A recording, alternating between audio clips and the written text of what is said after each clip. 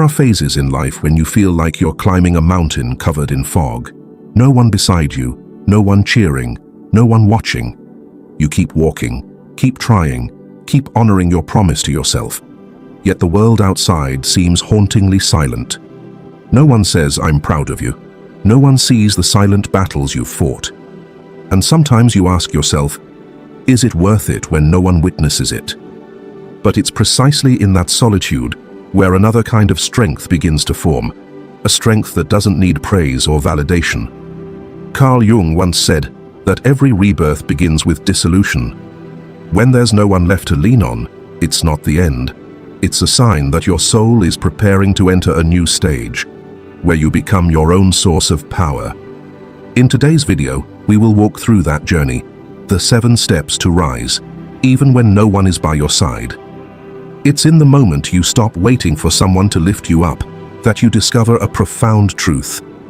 Everything you've ever sought in the outer world, strength, love, peace, has always been within you, waiting to be awakened. And when that happens, you don't just rise, you begin to walk with your own light. Number 1. Loneliness, the silent teacher of strength. There are moments in life when the world seems to pull away. Familiar conversations no longer excite you. People who once walked with you begin to feel distant. Everything on the surface stays the same, your job, your relationships. Yet inside, you know something is changing. No one tells you this is the beginning of growth, because most people are afraid of this stage. But for Carl Jung, this is the first sign of the night sea journey, the dark night of the soul. When you no longer resonate with the old world, and to step into the new, you must pass through your deepest shadow, loneliness. The loneliness Jung spoke of is not about being physically alone in an empty room. It's the feeling of being disconnected from everything that once made you feel you belonged. You still smile, still talk, but deep down, you know what's happening around you no longer touches your soul. The world seems to speak a language you no longer understand, and you're left with only yourself. Many believe that reaching this point means failure, but in truth, it's the moment your soul begins to separate from the persona, the mask that once helped you fit in. The feeling that no one understands me isn't a sign you've lost your way. It's proof that you're getting closer to your true self. Jung believed that a person only truly matures when they dare to face themselves in solitude. Not when someone listens, but when every external sound goes silent and you're forced to hear your inner voice. During this stage, many lose direction and run away into work, relationships, distractions that help them forget the emptiness. But the more they avoid it, the larger that emptiness grows. Loneliness doesn't come to punish you. It comes to deepen you, to help you rebuild your foundation from within. I once knew a woman who, after her divorce, fell into a state of disorientation. She had always been surrounded by friends and laughter. But when everything collapsed, her apartment became frighteningly quiet. Instead of filling the void with dates or work, she learned to sit in silence. At first, just for a few minutes, then gradually, for hours. She cooked for herself, read, journaled, and faced the questions she had always avoided. Months later, she said, "I realized silence is no longer my enemy. It's where I finally hear myself." That was what Jung called the meeting with the self, the moment you stop running and start coming home. When there's no one to depend on, that pressure forces you to develop discipline and inner steadiness. Like a climber without a safety rope, every step becomes a conscious choice. Every action, a promise to yourself. And each promise kept becomes a brick that builds your strength. Loneliness doesn't come to make you weak. It comes to make you unshakable. It's the gym of the soul, where your essence is forged into steel. Looking back, you'll see that those quiet months were when you were strongest. The image of an oak tree in winter always reminds me of that. When every other tree sheds its leaves, the oak stands alone in the cold wind. No flowers, no color, but during that winter, its roots are growing deeper, preparing for spring. Humans are the same. Every lonely season is the soul's winter, but if you're patient enough to stay, you'll see that spring is waiting behind it. Jung once said, "In all chaos there is a cosmos, in all disorder a secret order." If you're standing in the darkness of loneliness, don't be afraid. It's not a sign of weakness, it's proof that you're leaving the old path to open a new one. Because the soul, to be reborn, must first dissolve. And only when the world is silent can you hear the voice within whisper, "It's time to rise." Remember, no one is coming to lift you up. But that's not bad news, because in that very moment, true strength is born.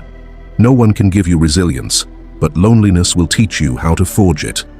Every time you make it through a long night, you're not just overcoming fear, you're rewriting your story. Number 2. Stop seeking emotional comfort from others. At some point, after learning to stand in solitude, you realize something profound. What exhausts us isn't loneliness, it's expecting someone else to fill it. Carl Jung once said, "Loneliness does not come from having no people around you, but from being unable to communicate the things that matter most." When you rely on others to make you feel okay, every silence, withdrawal, or unmet response feels like collapse. That isn't love, it's emotional dependency, which Jung saw as the mark of an unintegrated ego. After the stage of the lonely warrior, the next lesson is to learn how to soothe yourself. When you stop seeking reassurance and approval from the outside, that's when the self begins to take over.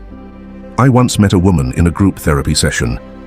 She confessed that she nearly panicked whenever her boyfriend didn't reply to her texts. She would check her phone dozens of times, imagining the worst. "I know it's irrational," she said, "but when he's silent, I feel like I don't exist." After months of therapy, she discovered the fear didn't come from him. It came from her childhood. Whenever she was sad, her parents would say, "Don't be dramatic," or walk away. Her unconscious learned, "Your feelings don't matter." And ever since, she sought someone to prove otherwise. Jung called that the trap of emotional projection, when we use others as mirrors to determine our worth. When they respond, we feel valuable. When they withdraw, we lose direction. But the truth is, no one can be your savior forever. The more you depend on others for stability, the more you lose the ability to regulate yourself. Self-soothing doesn't mean coldness or disconnection. It means becoming the one who listens to your own emotions. When sadness arises, instead of running to find someone to calm it, you stay. Place your hand on your heart and whisper, "I'm still here." That simple act is the beginning of emotional independence, a key stage of individuation, when you stop merging with the collective and become an autonomous self. A person who knows how to comfort themselves doesn't need constant responses to feel valuable. They don't need instant replies or compliments to keep going. They can sit quietly in a cafe, enjoying their coffee alone, feeling complete in that moment. That's not coldness. It's the highest form of freedom. Freedom from the need to be validated. Jung said that all forms of dependence are the shadow of love. We call it attachment, but it's really fear of abandonment. The immature ego craves someone to confirm its worthiness, but when you look deeply into that fear, you realize it's not emptiness. It's an invitation to become the parent you once needed, but never had. And then you understand.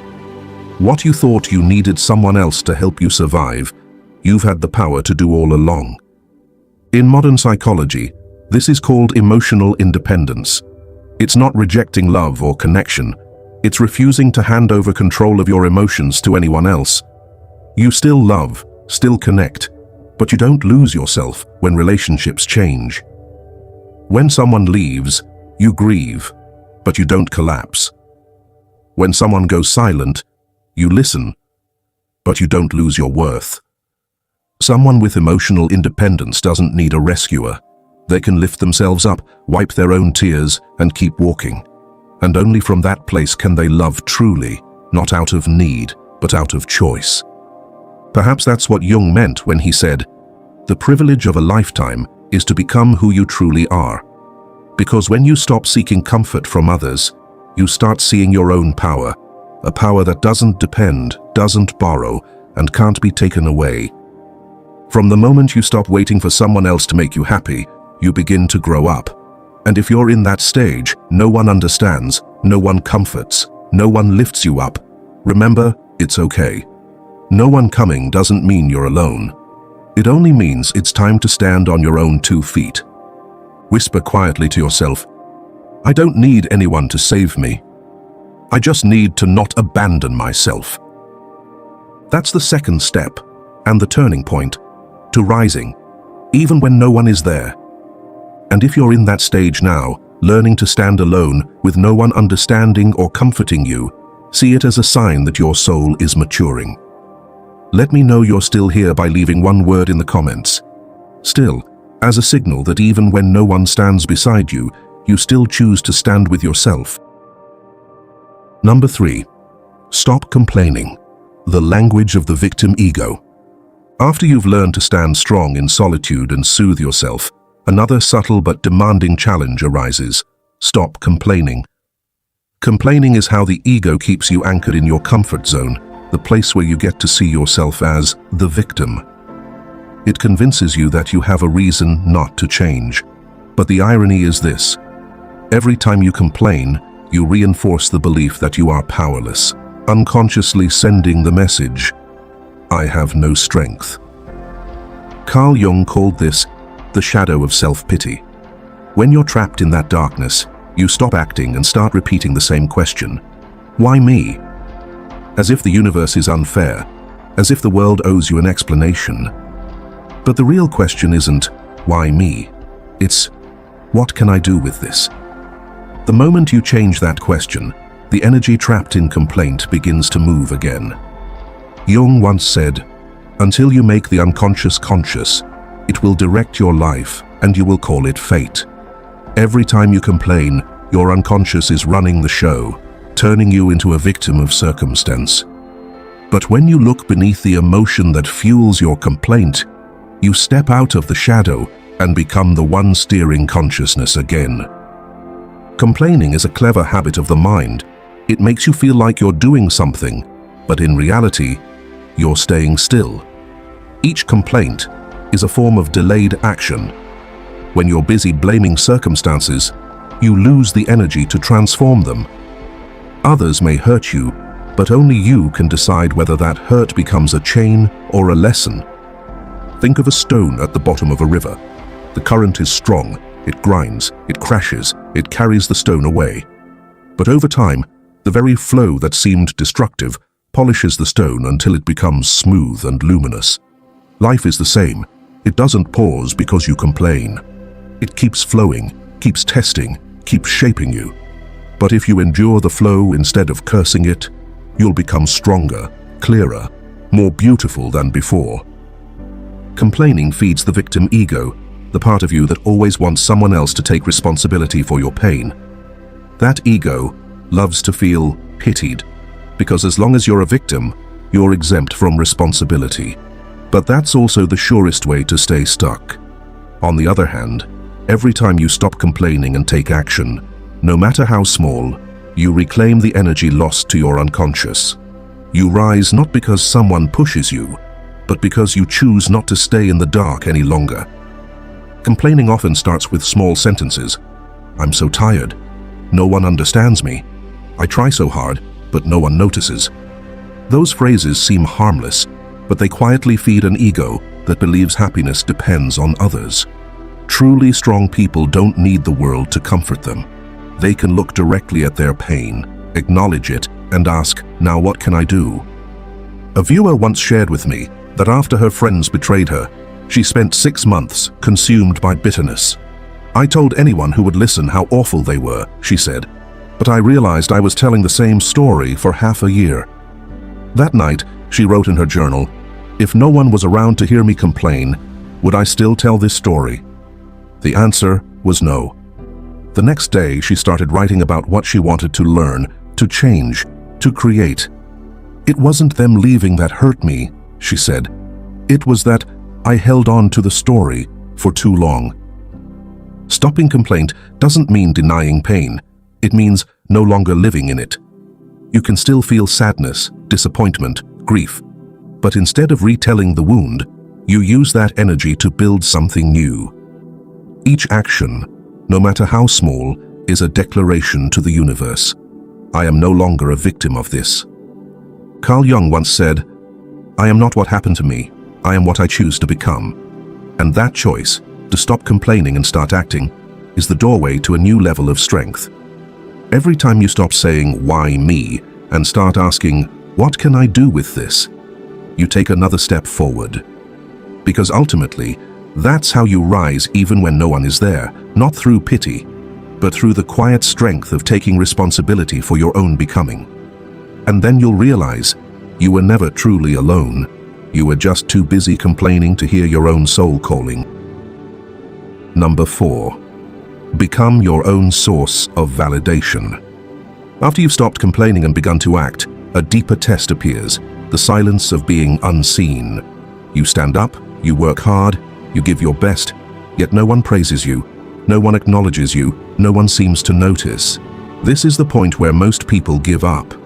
Not because they fear hardship, but because they fear invisibility. But it's precisely at this moment of no recognition that the universe tests whether you can keep going without the spotlight. Carl Jung once said, "The most terrifying thing is to accept oneself completely. Because when you truly validate yourself, you no longer hide behind others' opinions. You don't need compliments. You don't need proof. You don't need witnesses to your worth, because you've become your own witness." I'm reminded of Cassandra in Greek mythology, the woman gifted by Apollo with the power of prophecy, but cursed so that no one would believe her. She saw the truth, saw disasters before they came, but everyone turned away, calling her mad. Yet even in isolation, Cassandra did not go silent. She kept speaking, stayed loyal to what she saw, even when no one listened. At a deeper level, her story is a metaphor for every strong soul, those who continue to honor their truth in silence, even when the world refuses to see them. Sometimes, being believed isn't as important as staying true to yourself. Likewise, in modern life, many give their all only to be met with silence. I once spoke with a woman who, after years of dedication, was often the last one in her office at night. Yet when awards came, her boss praised someone else. "I felt invisible," she said. One day, she decided to stop working to be seen and start working to see herself. Every time she finished a project, she wrote down what she'd done well, rewarded herself with a quiet afternoon, a coffee, a book. I realized external validation lasts for minutes, but self-recognition stays for days. That's the shift from the dependent ego to the self, the mature center of consciousness in Jungian psychology. Those who live from the self act, not for praise, but because it's an expression of who they are. They don't need an audience to know their worth, because their value doesn't come from applause, it comes from the frequency of inner truth. External validation, in the end, is just a reflection. Those who haven't seen their own light will always chase it in others' eyes. But those who've seen it within carry it wherever they go. They no longer need others to believe because their belief has become their foundation. Jung once said, "Knowing your own darkness is the best method for dealing with the darknesses of other people." When you dare to look inside, to see both your weakness and your strength, you no longer need the world to prove anything to you. You're no longer controlled by the fear of not enough, because now you are enough, simply because you know it. Self-validation isn't arrogance, it's the deepest form of self-respect. It's knowing you're still on your way, still imperfect, yet you hold yourself with both hands, light and shadow alike. Those who can validate themselves don't deny their flaws. They see them as proof of becoming. Mistakes don't reduce their worth. They make their path more real. Think of how steel is forged. Metal hardens only when exposed to fire. The same goes for the soul. Silence, neglect, and lack of recognition are the flames that strengthen your core. When no one else validates you, you're forced to look inward, and in that gaze, you discover something extraordinary. You're far stronger than you thought. And when you truly embrace that, something miraculous happens. You begin to glow from within. Others may not say a word, but they feel your presence, steady, calm, grounded. Not because you try to shine, but because you no longer need to prove. Remember, every applause fades, every gaze eventually turns away. But your own gaze, if it's warm and honest, becomes a flame that never dies. And that is the secret of those who rise even when no one stands beside them.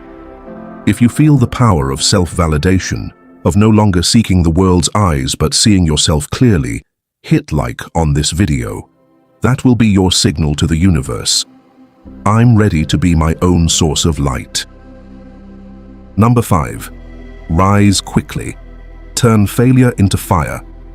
Have you ever wondered why, even after becoming stronger and calmer, life still makes you fall, especially when no one is there to lift you up? Failure, in its truest sense, isn't about loss or defeat. It's that moment when you stumble right on the path you believed in most. The times you thought you'd conquered your ego, only for one small event or word to shake you again. You feel weak, ashamed, and in that loneliness, you're tempted to go back, to be the pleasing version others once loved, just to be accepted again. But as Jung taught, those falls don't come to destroy you. They come to reveal the parts of you that remain unhealed, the ones still waiting to be integrated and loved. Every time you fall, the shadow reappears. It's not punishment, it's illumination. It shines light on your hidden arrogance, your fear of criticism, your hunger for approval. And the moment you rise again, without applause or support, yourself expands. In a letter to Freud, Jung wrote, "Mistakes are, after all, the foundations of truth. Failure doesn't weaken you, it makes you real, because only when no one catches you do you learn how to walk with your own strength." I once knew a woman who ran a small business. After years of effort, she was betrayed by her co-founder and lost nearly everything. For months, she lived in guilt and fear. But one day, her therapist asked, "If this isn't an ending but a lesson, what is it teaching you?" She went silent, then said, "Maybe I never truly listened to my intuition." From then on, she began journaling daily, not to complain, but to write what she was learning from the pain. A year later, she reopened her company, smaller but steadier. "I'm no longer afraid to fall," she said, "because every fall makes me more honest with myself." That's how failure becomes fire. You can't grow in safety, because safety lulls the unconscious to sleep. But when you hit bottom, every layer of pretense burns away, and your soul stands bare. From a neuroscience perspective, when you fail, the brain activates the anterior cingulate cortex, the area that processes the gap between expectation and reality. If you respond with fear or self-blame, your body releases cortisol, the stress hormone that freezes you.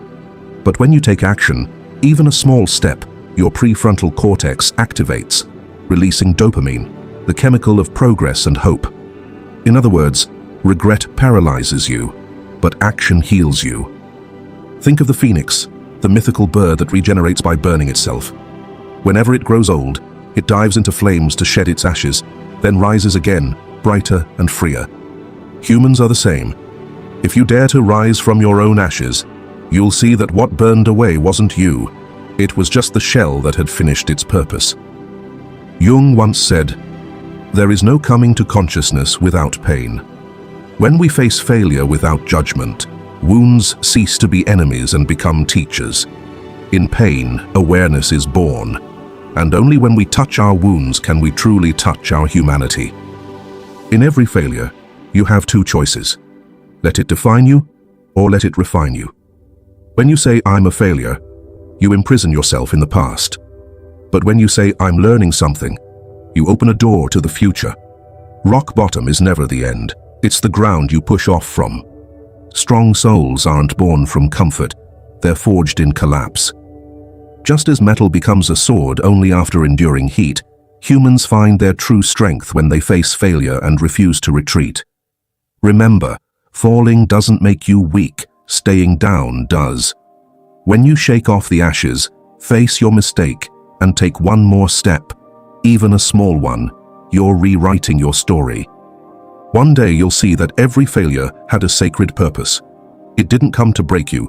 It came to reveal the truer, brighter, steadier version of you. So don't wait for someone to lift you up.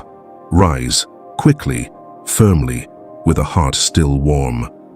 That moment, you don't just overcome failure, you become the flame that nothing can extinguish. Number 6. Act without relying on inspiration, will over emotion. After learning to rise from your falls, a deeper lesson awaits. To act even when you don't feel ready. Because if solitude forged your strength, discipline will make you shine. Jung wrote that will is the energy capable of reorganizing the entire psyche. It's not just the force to do, but the power to transcend fleeting emotion in service of lasting meaning. When you act only from inspiration, your ego still rules, the part of you that always seeks comfort. But when you act beyond feeling, you no longer need motivation because you've submitted to a higher order, the order of the self, where action flows from purpose, not mood. Inspiration is a gift, but discipline is the foundation. There will be days when you feel no motivation, no hope, no sense of meaning. But if, on those days, you still sit down, still continue, even one small step, you're training your greatest power. Will over emotion. Jung said that most people lose their life force waiting for inspiration instead of cultivating will. If you only act when you feel excited, your life will be full of beginnings, but empty of mastery. Because inspiration is wind, it comes and goes. But will is direction. It keeps the ship moving, even when the wind dies. I'm reminded of psychologist Angela Duckworth, who developed the concept of grit, the endurance of passion and perseverance. As a child, she wasn't the smartest student, but instead of believing she wasn't enough, she chose to believe she could persist longer. Years of study led her to discover that extraordinary achievers aren't the most talented, but those who act when enthusiasm fades, especially when no one is cheering. Jung once said, "Freedom of will is the ability to do gladly that which I must do." Freedom isn't doing what you like, it's gladly doing what's necessary. When you rise above your emotions, you stop being their victim and become their guide.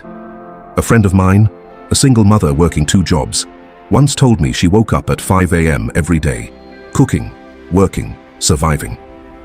There came a time when she was utterly drained. "I've lost all passion," she said. But one day when her son asked, "Mum, what happened to your dream?" something in her shifted. That night, she decided to start again, not for inspiration, but for responsibility to herself. She began small, waking 15 minutes earlier to read, writing 3 daily goals, saving every spare dollar for her dream bakery. Some days she was exhausted, but she kept going. "I stopped waiting for motivation," she said. "I just needed will, because my son needs to see his mother not give up." A year later, she opened a small bakery. No one helped, no one encouraged, but she kept walking. She learned that willpower isn't a feeling, it's a decision to continue, even when your heart feels heavy. This story reminds us, inspiration doesn't create will creates inspiration. When you begin, you don't need to feel ready. You just need to be honest with your first step. Inspiration will follow as a reward for perseverance. Strong-willed people aren't emotionless. They simply don't let emotion control them. They still fear, doubt, and tire, but they act for something greater, for values, commitments, integrity. Each time they do what's right instead of what's easy, they strengthen the bridge between consciousness and soul, between the small ego and the mature self. One day, you'll realize that your most defining progress didn't happen in moments of excitement, but in moments of resistance, especially when you were alone, with no reminders or encouragement. Those are the moments that shape you, not because they're easy, but because you refuse to let mood or loneliness dictate your direction. So if today you feel uninspired, unseen, unsupported, remember, you don't need any of that to move. You just need one small decision to start. Not perfectly, not dramatically, simply start. And then, consistency will take you further than anyone who ever tried to help you, to the far shore of yourself. If you've ever had to keep going alone, without motivation, without support, guided only by will, share your story in the comments.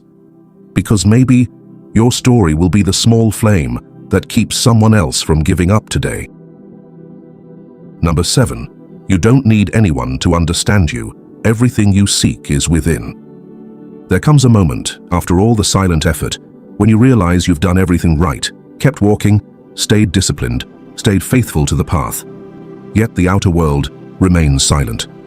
No one knows, no one understands, no one says thank you. And in that quiet, a subtle emptiness arises. Do all these efforts even matter? That's the final lesson. When no one is left to lean on, you must find your own light. When you crave understanding, you're still asking others to validate your existence. But no one can truly understand you, because only you know how deep your inner journey has been. Carl Jung once wrote, "Your visions will become clear only when you can look into your own heart. All the answers you seek are already within your unconscious.